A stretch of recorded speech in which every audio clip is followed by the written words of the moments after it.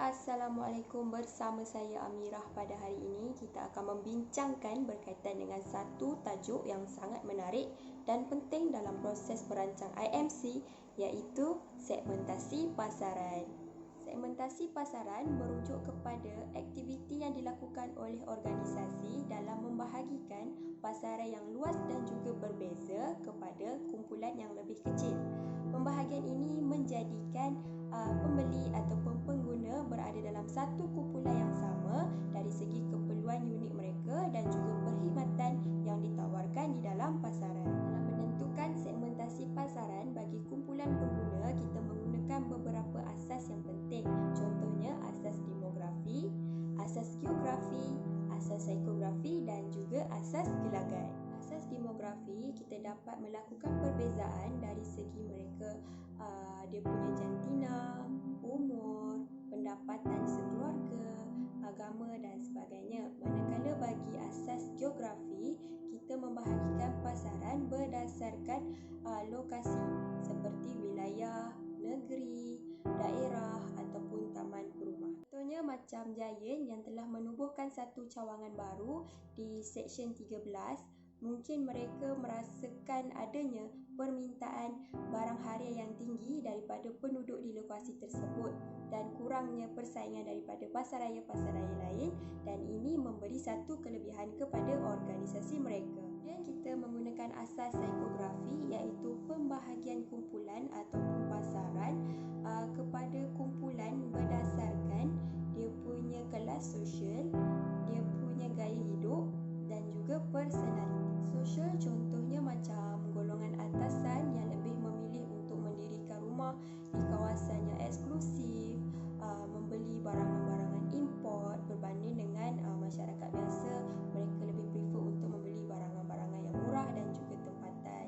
Kemudian kita ada gaya hidup. Gaya hidup ini berdasarkan kita punya aktiviti ataupun minat seseorang. Contohnya macam seseorang yang minat dengan satu jenama ni, dia tidak akan teragak-agak untuk menghabiskan wangnya untuk membeli jenama tersebut berbanding dengan orang lain.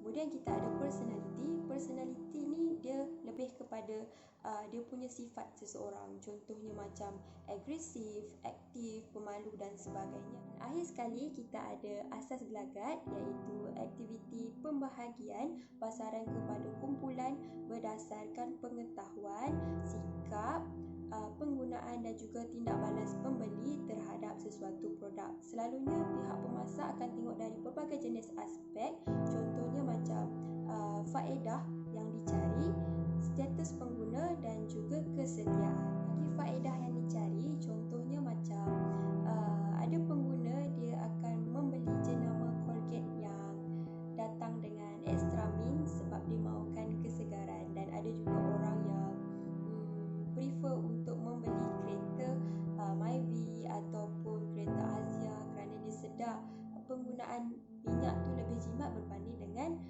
kereta-kereta yang lain. Kita ada status pengguna, iaitu pengguna berat dan juga pengguna ringan. Sebagai contoh simpelnya, orang yang sukakan Milo, dia akan membeli Milo dalam tin yang membesar berbanding dengan orang yang tidak suka Milo, dia akan beli dalam tin yang kecil. Kemudian kita ada kesetiaan.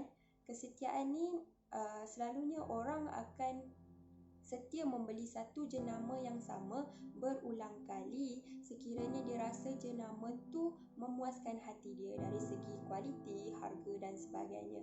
Tapi ada juga yang suka membeli jenama lain setiap kali membeli. Ini kita panggil sebagai pengguna yang tidak setia ataupun pengguna yang suka membeli jenama yang baru setiap kali membeli. Jadi menjadi satu tanggungjawab bagi pihak pemasak dalam memastikan memberi jaminan bahawa produk mereka setanding dengan produk-produk yang lain. Apabila kita dah faham, kita dah jelas dengan siapakah kita punya pelanggan dan apa yang mereka inginkan secara khusus, jadi kita boleh tentukan kaedah pemasaran ataupun periklanan yang khusus ke arah mereka sahaja. Jadi penting untuk memahami setiap segmen pasaran ni agar kita dapat menggunakan dana periklanan dengan lebih berkesan dan melebarkan jaring yang lebih lebih kecil tetapi lebih berjaya. Itu saja topik kita hari ini. Terima kasih dan Assalamualaikum.